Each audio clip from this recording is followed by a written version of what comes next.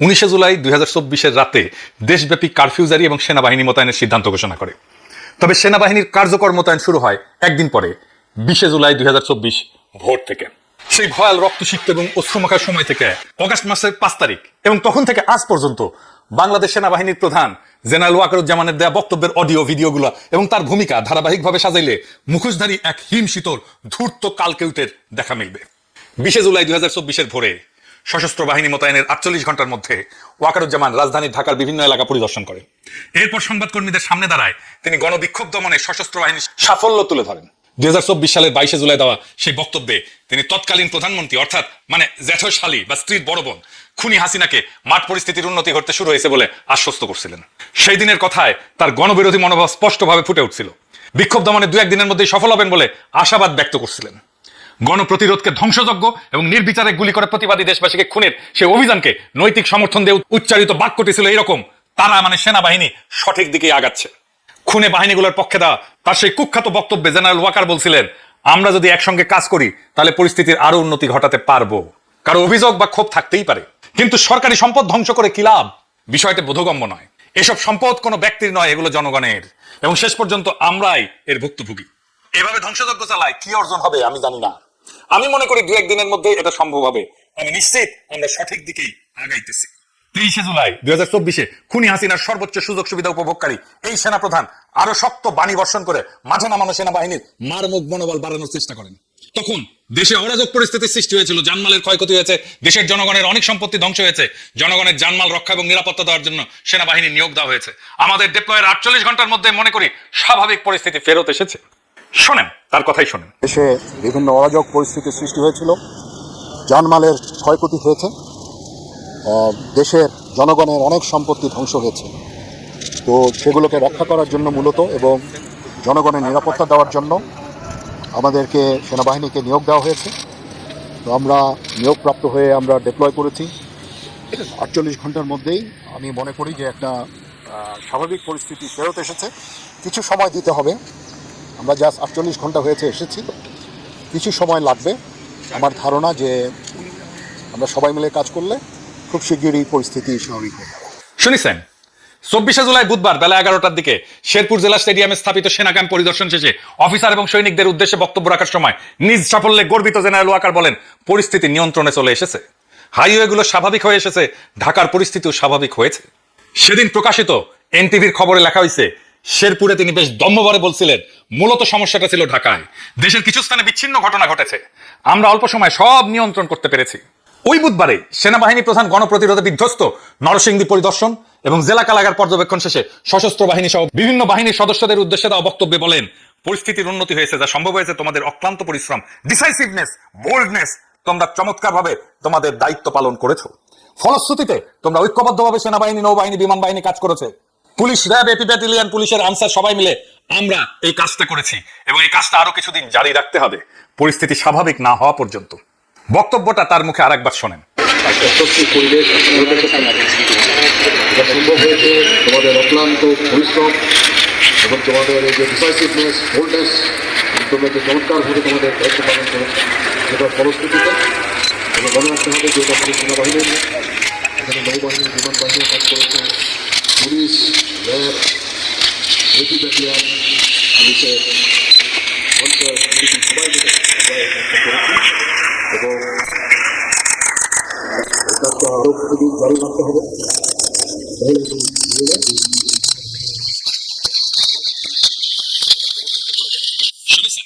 স্বদেশের জনগণের বিরুদ্ধে পরিচালিত সেই যুদ্ধ কিভাবে ক্রমবিকশিত হইতেছিল তা বোঝা দরকার। 20 জুলাই ভোরে সশস্ত্র বাহিনীকে মাঠে নামানোর পর থেকে শুরুতে কিছুদিন মূলত তাদের ছত্রছায়ায় police, BGB, armed police battalion, industrial police, Ansar, নানান আওয়ামী দলীয় সশস্ত্র গোষ্ঠী সহ বিভিন্ন বাহিনী সামরিক মানের অস্ত্র ব্যবহার করে বিক্ষুব্ধ জনতাকে হতাহত করতে থাকে। এতে দেশব্যাপী আন্দোলন বিস্তৃত হতে থাকে এবং পরিস্থিতি ক্রমশ উত্তপ্ত হয়ে ওঠে। বিভিন্ন বিভাগ, জেলা, উপজেলা শহরে বিক্ষোভ ছড়ায় পড়ে। বিস্তার লাভ করা সেই পটভূমিতে সেনাবাহিনী সরাসরি আন্দোলনকারী জনতার উপরে গুলি ছুড়তে শুরু করে। মিলিটারি এভিয়েশন এবং বিমান বাহিনীর হেলিকপ্টারও মানুষ মারার অভিযানে যুক্ত হয়। সেনাবাহিনী পুলিশকে গোয়েন্দা তথ্য দিতে শুরু করে, কোথায় কোথায় বিক্ষোভকারীরা আছে, সেই জায়গায় পুলিশ যায় অভিযান চালায়, গুলি চালায়। শীর্ষ জেনারেলেরা গভীর সলা পরামর্শ করে নানান ধরনের সামরিক যানবাহন রাস্তায় নামায়, জনগণের ভীতি সৃষ্টির অপচেষ্টা চালায়। জাতিসংঘ শান্তি রক্ষা মিশনে ব্যবহৃত রণসংবাদও এখানে ব্যবহৃত হয়। ফলে সশস্ত্র বাহিনীর বিরুদ্ধে দেশব্যাপী সমালোচনা এবং নিন্দার ঝড় ওঠার পরিপ্রেক্ষিতে তা মোকাবেলায় 28শে জুলাই আইএসপিআর একটা বিবৃতি প্রকাশ করতে বাধ্য হয়। সেখানে তারা দাবি করে কিছু স্বার্থান্বেষী মহল কর্তৃক বিভিন্ন বিদেশি গণমাধ্যম এবং সোশ্যাল মিডিয়া সময় বাংলাদেশ সেনাবাহিনীর বিরুদ্ধে মিথ্যা এবং বিভ্রান্তিমূলক অপপ্রচার চালানো হইতেছে। এর মূল উদ্দেশ্য দেশ এবং বিদেশের সেনাবাহিনীর ভাবমূর্তি ক্ষুণ্ণ করে বলে অনুমিত। উল্লেখ্য, বাংলাদেশ সেনাবাহিনী দেশের সংবিধান সমুন্নত রেখে প্রচলিত আইনের আওতায় আইন শৃঙ্খলা নিয়ন্ত্রণ, দেশবাসীর জানমালের নিরাপত্তা এবং জনজীবনে স্বস্তি ফিরে আনতে অসামরিক প্রশাসনকে সহায়তার কার্যক্রম পরিচালনা করছে। আইএসপিআর এর বিবৃতি জনগণের নিরাপত্তা প্রদান এবং সংবিধান রক্ষার দোহাই দিয়া মূল দায়ভার এবং অনিয়মের অভিযোগগুলোকে স্বার্থান্বেষী মহলের অপপ্রচার হিসেবে চালায় দেওয়ার এই ধরনের ঢালাও চেষ্টা ফ্যাসিস্ট সরকারের মরিয়া হয়ে ওঠার চিহ্ন বহন করতেছিল। স্বাধীন এবং নিরপেক্ষ বিদেশি গণমাধ্যম এবং সামাজিক যোগাযোগ মাধ্যমে যখন ছবি এবং বিভিন্ন প্রমাণ দিয়ে সুনির্দিষ্ট অভিযোগ তুলতেছিল, তখন তদন্তের মুখোমুখি না হয়ে সেগুলোকে স্রেফ ভাবমূর্তি ক্ষুণ্ণের ষড়যন্ত্র বলে উড়ায় দেওয়ার একটা অপচেষ্টা তখন ক্ষমতাসীন খুনি চক্রের অসহায়ত্বকে উন্মোচিত করছিল।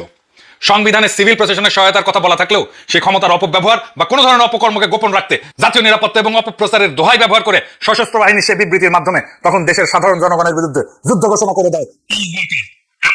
তখন দুর্বল বাংলাদেশের রাষ্ট্রের শীর্ষ ফৌজি কর্মকর্তাদের দেশবিরোধী মনোভাব এবং আচরণ।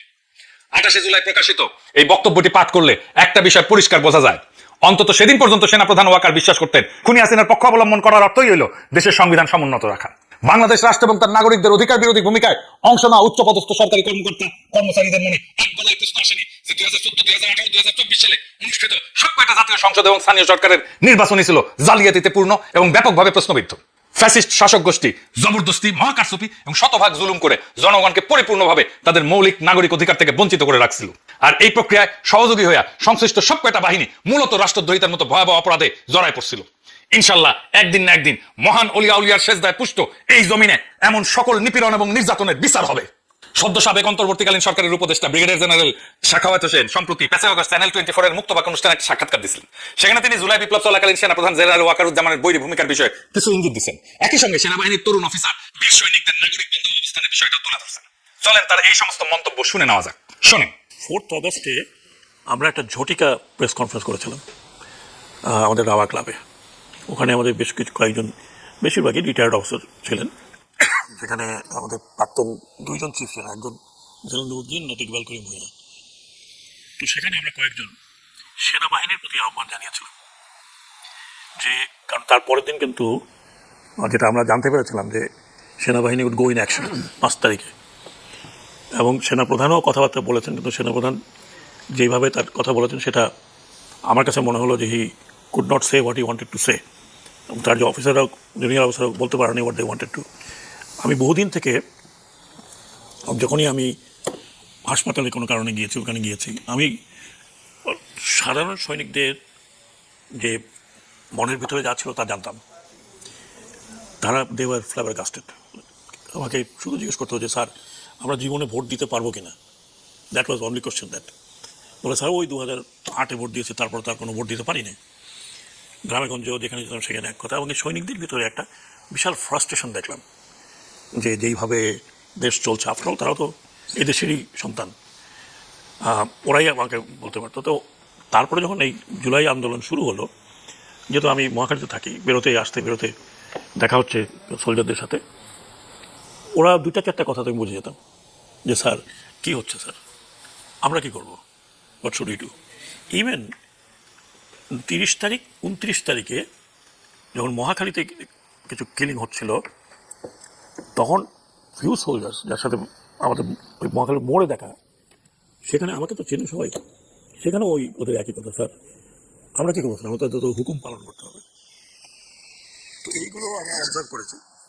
আমি দেখলাম, আমার কাছে যেটা মনে হয়েছিল, আমার কাছে আমাদের যে কথা ছিল যে সেনাবাহিনী কি তাদের নামানো তাদেরকে কিছু কিছু জায়গায় করে থাকেন, যদি ঢালাওভাবে আপনি আর্মিকে বলেন যে now you take over, police যা করেছে ইউ ডু ইট।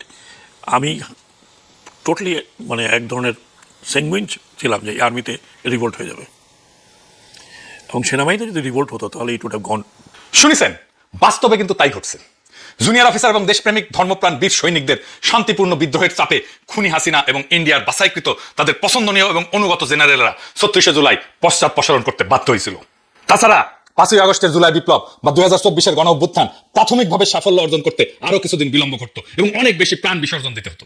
কিন্তু দুর্ভাগ্যজনকভাবে জুলাই বিপ্লব চূড়ান্তভাবে এখনো সফল না হওয়ার প্রধান কারণ হচ্ছে ইন্ডিয়ার এজেন্ট এবং ফ্যাসিস্ট হাসিনার 5টা জেনারেলগুলা ওয়াকারুজ্জামানের নেতৃত্বে এখনো বহাল তবিয়তে সশস্ত্র বাহিনীকে পরিচালনা এবং নিয়ন্ত্রণ করতেছে, কমান্ড করতেছে।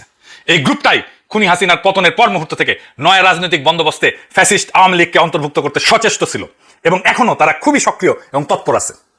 আর পেছন থেকে এদেরকে সর্বাত্মক সহযোগিতা করতেছে ইন্ডিয়া সরকার, তাদের নিরাপত্তা গোয়েন্দা সংস্থাসমূহ এবং হিন্দুত্ববাদী ক্ষমতাসীন বিজেপি দল সহ সে দেশের প্রায় সব কয়টা পলিটিক্যাল পার্টি। এইবার আসেন ওয়াকারুজ্জামানের 2 ছায়াসঙ্গী 2 জেনারেলের অপকর্মের ফিরিস্তি আপনাদের শোনাই। Brigadier general Selim Azad 34 BMA এবং শামস মামুন 35 বিএমএ লং কোর্সের অফিসার। এই দুইজন একদম জুনিয়র অবস্থাতেই 2003 সাল থেকে জেনারেল ওয়াকারের স্নেহভাজন, বিশ্বস্ত এবং সুখের মণি। সিলেট সেনানিবাসের প্রশিক্ষণ এবং সেন্টারে কর্মরত অবস্থায় এই 3 জনের মধ্যে একটা বোঝাপড়া গড়ে ওঠে। অবাক হওয়ার বিষয় হলো 2007 থেকে 2012 এই সময় এই দুইজনে সেলিম আজাদ এবং শামস মামুন 11 অবৈধ সামরিক হস্তক্ষেপ পরবর্তী সময় সেনা হেডকোয়ার্টারের সামরিক সচিবের শাখায় পদাতিক বাহিনীর অফিসারদের নথিপত্র সংরক্ষণ, আওয়ামী অফিসারদের পুরস্কৃত করা এবং আওয়ামী লীগ না এরকম অফিসারদের অপেক্ষাকৃত খারাপ পোস্টিং এর বিষয়টা নিশ্চিত করতো। এই বিষয়টা আমরা পরে আসবো। এটার সাথে বিডিআর হত্যাকাণ্ডের সংশ্লিষ্টতা আছে, এরাও যুক্ত এটার সাথে। এই শাখায় তখন তারা সরাসরি তৎকালীন সামরিক সচিব মেজর জেনারেল রেজানুর রহমান খানের জুনিয়র সহকর্মী হিসেবে কাজ করতো। রেজানুর রহমানকে 2009 সালের সংগঠিত পিলখানা হত্যাকাণ্ডে র্যাবের তৎকালীন অতিরিক্ত মহাপরিচালক, পরবর্তীতে মেজর জেনারেল এই রেজানুর রহমানের বিরুদ্ধে দায়িত্ব পালনে অবহেলা এবং বিদ্রোহ রুখতে আসা সশস্ত্র বাহিনীর সদস্যদের পিলখানায় প্রবেশে বাধা দেওয়ার অভিযোগ আছে।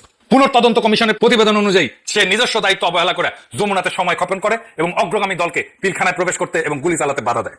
কুখ্যাত পলাতক আওয়ামী নেতা বাহাউদ্দিন নাসিমের জ্ঞাতি ভাই এই মেজর জেনারেল রেজানুর। এই রেজানুরের মাধ্যমে শুরু হয় সেনাবাহিনীতে আওয়ামী অনুসারী অফিসারদের চিহ্নিতকরণ এবং তাদের পদোন্নতি, গুরুত্বপূর্ণ দায়িত্বে বসানোর প্রথম দফার কাজটা। আজকের এই ব্রিগেডিয়ার জেনারেল সেলিম আজাদ এবং শামস মোহাম্মদ মামুনের হাত দিয়াই এই কাজগুলো করতো এই রেজানুর রহমান। ওয়াকারুজ্জামান যখন সামরিক বাহিনী সচিবের গুরুত্বপূর্ণ পদটা পায় 2013 থেকে 2016 সাল, তখন তিনি 2014 জাতীয় সংসদ নির্বাচনের ঠিক আগের মুহূর্তে তার বিশ্বস্ত এই 2 অফিসারকে বদলি করে পুনরায় সামরিক সচিবের শাখায় নিয়ে আসে। সেই নির্বাচন কারচুপি কইরা আওয়ামী লীগকে জিতায় আনার জন্য পছন্দের বাছাইকৃত অফিসারদের নির্দিষ্ট এলাকায় পোস্টিং দেওয়ার চূড়ান্ত কাজগুলো সম্পাদন করে সেনাবাহিনীতে ব্যাপকভাবে সমালোচিত এবং নিন্দিত হয় ব্রিগেডিয়ার জেনারেল সেলিম আজাদ এবং শামস মোহাম্মদ মামুন। এইবারে আসেন বিডিআর হত্যাকাণ্ডে তাদের ভূমিকা। বিডিআর হত্যাকাণ্ডের প্রাক্কালে কোন কোন অফিসারকে সীমান্ত রক্ষী বাহিনীতে বদলি করা হবে তখন তার প্রাথমিক লিস্ট তৈরি করছিল আজকের এই ব্রিগেডিয়ার সেলিম আজাদ। তার বানানো তালিকা অনুযায়ী জেনারেল মঈনুদ্দিন গং এদেরকে বিডিআরে বদলি করে। ফলে শহীদ কর্নেল মোহাম্মদ নকিবুর রহমান, শহীদ কর্নেল গুলজারউদ্দিন আহমেদ, শহীদ কর্নেল নাফিজউদ্দিন আহমেদ, শহীদ কর্নেল মোহাম্মদ শওকত ইমাম সহ বেশ কিছু প্রতিভাবান সেনা অফিসার, ন্যাশনালিস্ট সেনা অফিসার কোনো কিছু বুঝে ওঠার আগে হঠাৎ করে বদলি হয়ে রাতারাতি বিডিআরে যোগ দিতে বাধ্য হয়েছিলেন এবং এর চূড়ান্ত পরিণতিতে তারা শহীদ হন। এই ক্ষেত্রে আওয়ামী লীগ এবং ইন্ডিয়ার যোগসাজশে এদের তালিকা করা হয়েছিল, বিডিআরে বদলি করা হয়েছিল এবং দ্রুত এখানে যোগদান করে হত্যার প্রাথমিক কাজটা শুরু করা হয়েছিল এই তৎকালীন সামরিক সচিবের অফিস থেকেই।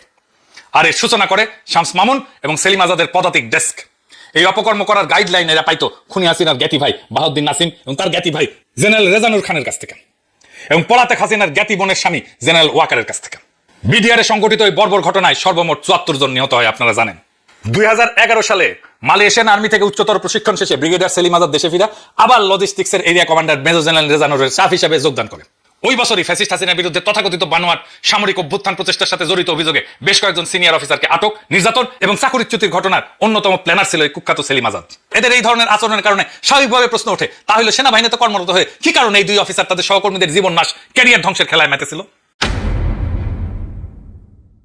এর উত্তর লুকায় আছে এই 2 জনের পরিবারের রাজনৈতিক আদর্শ, মতবাদ এবং দৃষ্টিভঙ্গির ভিতরে। ব্রিগেডিয়ার জেনারেল শামসের বাবা AKM শামসুল আলম ছাত্র অবস্থায় চট্টগ্রাম বিশ্ববিদ্যালয়ের ছাত্রলীগের সভাপতি ছিল। মাহাল খান 75-এ সোহরাওয়ার্দীর বডিগার্ড হত্যার পরে দেশে যে হাতে গোনা কয়েকটা ঝটিকা প্রতিবাদ মিছিল হয়েছিল, চট্টগ্রামের নেতৃত্ব দিছিল এই লোক, ওর বাপ। আর এই শামসের শ্বশুর ছিল সচিবালয় আওয়ামী পন্থী অফিসারদের অন্যতম নেতা, কুখ্যাত দুর্নীতিবাজ আমলা মহিউদ্দিন খান আলমগীরের সাথে মিলে সে 1996 সালে সচিবালয় জনতার মঞ্চ করার একজন কারিগরের ভূমিকা অবতীর্ণ হয়েছিল। ব্রিগেডিয়ার শামসের বড় ভাই doctor Noman Dinajpur medical college ছাত্রলীগের প্রতিষ্ঠাতা সভাপতি। এর মানে হইতেছে এদের পুরা পরিবারটাই ফ্যাসিস্ট আওয়ামী কাল্টের অনুসারী। ব্রিগেডিয়ার জেনারেল সেলিম আজাদের বাবা ছিল বিমান বাহিনীর অফিসার। মুজিববাদী আদর্শের অনুসারী হিসেবে সর্বদা বিতর্কিত রাজনৈতিক বক্তব্য এবং বিদ্বেষমূলক আচরণের কারণে এয়ারফোর্স অফিসার্স অ্যাসোসিয়েশন তাকে 3বার সতর্ক করে।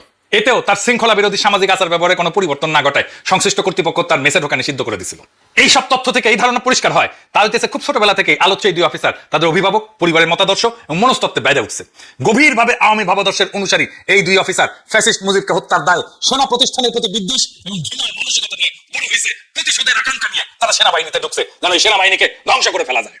এরা সেনা ইউনিফর্ম পরছে, সর্বোচ্চ সম্মান এবং সুযোগ সুবিধা নিছে, কিন্তু এই প্রতিষ্ঠানের প্রতি তারা অনুগতও থাকেনি, এর প্রতি কৃতজ্ঞও থাকেনি। বরং থেকে ধ্বংস বা ক্ষতিগ্রস্ত করার জন্য ফ্যাসিবাদী শক্তি এবং স্বদেশের উন্নয়ন, সমৃদ্ধি, গণতন্ত্রের চিহ্নিত শত্রু ইন্ডিয়ার সহযোগী হিসেবে গোপনে কাজ করছে। তাদের প্রভুদের দেওয়া পছন্দের তালিকাভুক্ত সকল কর্মকর্তার ক্যারিয়ারের প্রোগ্রেশন বাধাগ্রস্ত করছে।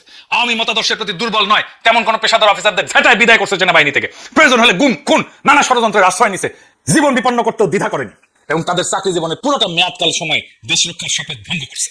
মেজর জেনারেল এবং তারপর লেফটেন্যান্ট জেনারেল এবং সম্ভব হলে সেনা প্রধান হওয়ার লালসায় এরা এখন উন্মত্ত হয়ে আছে। এমন সকল দুর্বৃত্তের প্রধান পৃষ্ঠপোষক, প্রিয় স্বজন এবং মূল অভিভাবক হচ্ছে খুনি শেখ হাসিনার ভগ্নিপতি বর্তমান সেনাপ্রধান ছদ্মবেশী খুনি জেনারেল ওয়াকারুজ্জামান। জুলাই বিপ্লবের সময় সেলিম আজাদ ব্রিগেডিয়ার পদে মিলিটারি গোয়েন্দা পরিদপ্তরের ডাইরেক্টর ডিএমআই হিসেবে গণ অভ্যুত্থান দমনে খুবই গুরুত্বপূর্ণ ভূমিকা অবতীর্ণ হয়েছিল। আর শামস মামুন ছিল আর্মি সিকিউরিটি ইউনিটের প্রধান। পুরা দেশের গোয়েন্দা তথ্য, গণ আন্দোলনের গতি প্রকৃতি, ছাত্র নেতা নেত্রীদের অবস্থান, তাদের গতিবিধি পর্যবেক্ষণ, কোথায় জমায়েত হইতেছে, কোথায় সংগঠিত হইতেছে ছাত্ররা, কোথায় বিক্ষোভকারীরা সংগঠিত হইতেছে, এই গোয়েন্দা তথ্য তারাই দিত পুলিশকে। বিভিন্ন বাহিনীর মধ্যে সমন্বয় এবং কোথায় কোথায় কোন সশস্ত্র বাহিনীর ইউনিট দিয়ে বিপ্লবাত্মক পরিস্থিতি দমন করা যায় সেনা সদরে বসে এর মাস্টার প্ল্যানার ছিল এই দুই আওয়ামী ব্রিগেডিয়ার। তাদের দেওয়া তথ্য এবং উপাত্তের উপরে ভিত্তি করে হেলিকপ্টার, সশস্ত্র বাহিনীর আর্মার্ড ভেহিকল এবং তাদের মেশিন গান এবং স্নাইপার রাইফেল থেকে গুলি চালানো হয়েছে। ফ্যাসিস্ট বাহিনীর মুখোমুখি দাঁড়ায় প্রাণ বিসর্জন দিয়া এবং শরীরে গুলির আঘাত সয়া হাজার হাজার ছাত্র, কর্মজীবী মানুষ এবং সাধারণ জনতা গণপ্রতিরোধ গড়ে তুলছিল। রাজধানীর ঢাকার যাত্রাবাড়ি, উত্তরা, মিরপুর, মোহাম্মদপুর, রামপুরা, বাড্ডা সহ নানা এলাকায় এই প্রতিরোধের পথ ধরেই 24-এর গণ অভ্যুত্থান বিপ্লবের স্তরে উন্নীত হয়েছিল। বিদ্রোহে উত্তাল এই গুরুত্বপূর্ণ এলাকাগুলো পুনরুদ্ধারের অপচেষ্টায় তখন বহু মানুষকে খুন এবং আহত করা হয়। একইভাবে ফেনী, চট্টগ্রাম সহ দেশ জুড়ে ক্রমাগত হত্যাকাণ্ড এবং বিক্ষোভকারীদের উপরে আহত করার ঘটনা ঘটতে থাকে। তখন সেনা হেডকোয়ার্টারে বৈশা army, police, BGB, Ansar, Awami নামদারি সশস্ত্র বাহিনীগুলোকে পরিচালনা করার ক্ষেত্রে শেষ মুহূর্ত পর্যন্ত সক্রিয় ছিল কুখ্যাত এই দুই ব্রিগেডিয়ার ডিএমআই সেলিম আজাদ এবং ডিএমও শামস মামুন। তারা নানা ধরনের গোয়েন্দা তথ্য, কূটকৌশল এবং দিক নির্দেশনা দেওয়া এই সমস্ত অভিযানে ভূমিকা রাখছে। গুরুতর অভিযোগ এবং প্রমাণ থাকার পরেও এদের বিরুদ্ধে আজ কোন শৃঙ্খলামূলক ব্যবস্থা গ্রহণ করা হয়নি। উপরন্ত তারাই এখন পরিচালনা করতেছে বাংলাদেশের সেনাবাহিনীকে। সেনাপ্রধান ওয়াকার, ব্রিগেডিয়ার সেলিম, শামস, অবসরপ্রাপ্ত জেনারেল রেজাউনের বাছাই করা কর্মরত জেনারেলদের আওয়ামী ইন্ডিয়ান চক্রের প্রত্যক্ষ পরিচালনায় খুনি হাসিনা সরকারকে শেষ পর্যন্ত টিকায় রাখার প্রাণান্তকর চেষ্টা করা হয়েছিল। শেষ পর্যন্ত রক্ষা করতে না পেরা এরা ফ্যাসিস্ট হাসিনা সহ তাদের পুরো পরিবারকে নিরাপদে পালানোর ব্যবস্থা করে দিয়েছিল। বিমান বাহিনীর বিমানে করে ইন্ডিয়ায় পৌঁছে দিয়ে আসা হয়েছে। এই সব কাজ সুচারুরূপে সম্পন্ন করছিল সশস্ত্র বাহিনীর এই দেশদ্রোহী গ্রুপটা। বিপ্লবাত্মক ওই সময় ইন্ডিয়ার কাছে দেশে স্পর্শকাতর সবগুলো গোয়েন্দা তথ্য সরবরাহ এবং শত্রু দেশটার গোয়েন্দাদের সঙ্গে সার্বক্ষণিক সমন্বয়ে জড়িত ছিল সেলিম আজাদ এবং শামস মামুন। খুনি হাসিনার ইন্ডিয়ায় সেফ এক্সিটের দুইটা পৃথক এবং বিকল্প পরিকল্পনা এরাই তৈরি করছিল। 2024-এর 4 এবং 5 আগস্ট সেই প্ল্যানটা অনুমোদন এবং বাস্তবায়ন করছিল তৎকালীন সেনা নৌ বিমান বাহিনীর 3 প্রধান, যারা অভিন্ন ব্যাচের অফিসার এবং ঘনিষ্ঠ বন্ধু। তারপরে 5 আগস্টের পরে তারা কি করলো?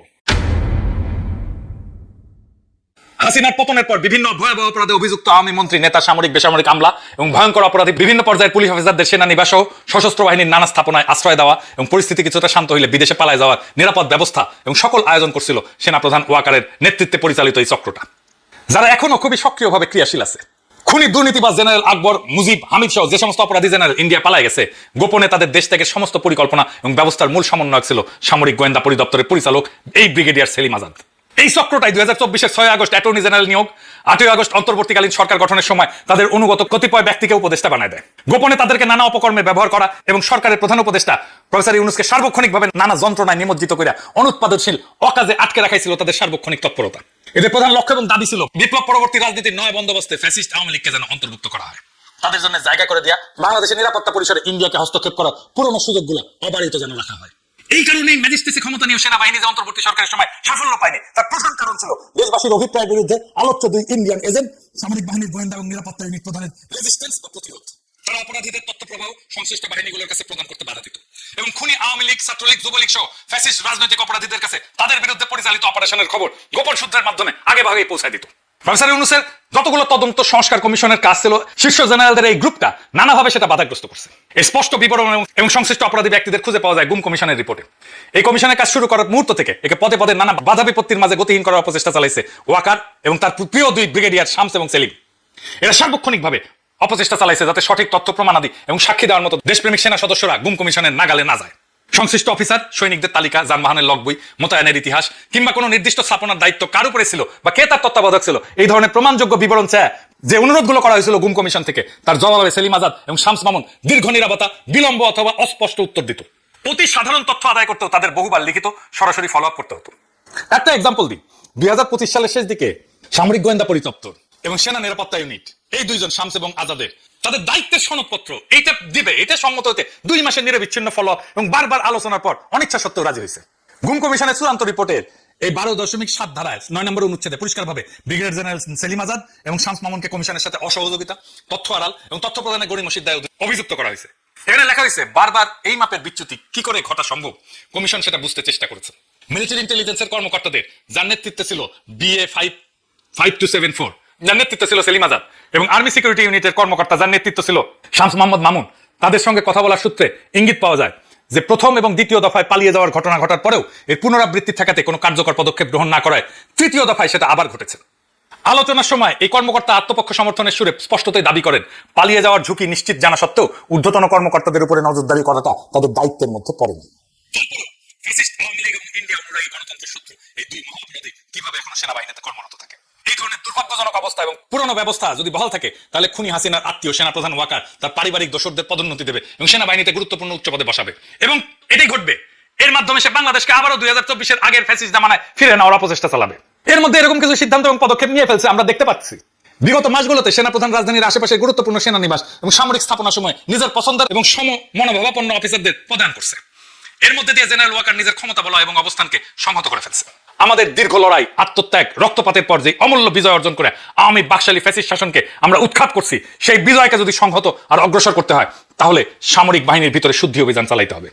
দিল্লি দাস এই 2 জেনারেলকে এবং জেনারেল ওয়াকারুজ্জামানকে সেনাবাহিনী থেকে অপসারণ নয়, এদের অপরাধের জন্য বিচারের কাঠগড়ায় দাঁড় করাইতে হবে। আমরা